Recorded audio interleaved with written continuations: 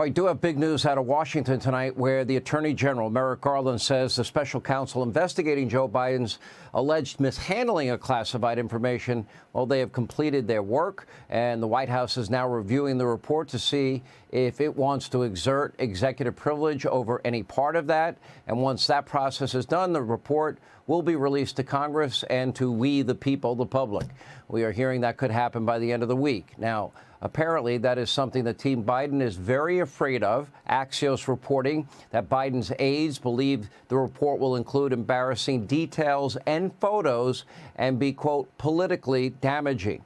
Now, could the evidence be more damning than what we already have seen? You might remember this photo. There you go, the beautiful Corvette in the Glock garage that never opens. Anyway, showing those documents there, top secret documents in Joey's garage next to his prized Corvette. As a sitting president, Biden is unlikely to face any criminal charges. As a matter of fact, he won't. But if the photos in that report, what if they look a lot like the photos that we were shown over and over again from the Mar-a-Lago raid? Then I guess the only real damage done is going to be the exposure of Joe Biden's weaponized Justice Department. That wouldn't be good. Here with reaction, Fox News legal analyst Gregg Jarrett.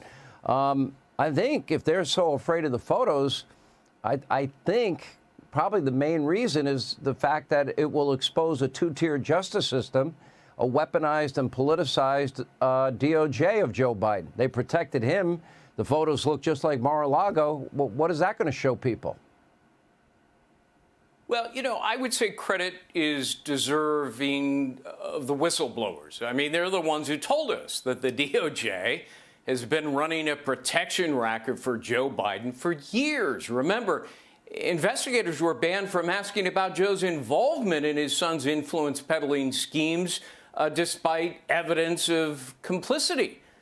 So, Sean, did anybody really expect that Joe's document scandal would be treated any differently? I think the fix was in from the beginning. Trump gets charged, Biden doesn't, even though, and this is important, Joe has no defense under the Federal Records Act. Trump does, because some of the records came from Biden's time as a senator, not president. And under the Records Act, a former president can have custody and control over such documents, not a senator. Indeed, that was the opinion of the Department of Justice for 2 long decades. They argued in the famous Bill Clinton case that, you know, a former president can keep whatever he wants, including classified documents. A federal judge agreed. Suddenly, Trump comes along and the DOJ throws that policy out the window. They indict Trump. On top of it, they charge him with obstruction for doing exactly what Bill Clinton did. Clinton resisted.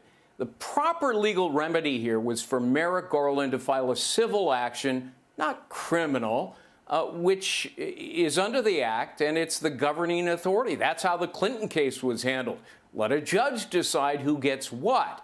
Instead, they criminalized it because it's Donald Trump. Another example of how the DOJ has a two-tiered system of justice. Yeah, you know, Alex Berenson had a pretty good name for it. He called it lawfare in a column that he wrote. And that is we're weaponizing and criminalizing political differences, just a different way to say it, but a pretty astute analysis. All right, Gregg Jarrett, thank you for that update. We appreciate it. Hey, Sean Hannity here. Hey, click here to subscribe to Fox News YouTube page and catch our hottest interviews and most compelling analysis. You will not get it anywhere else.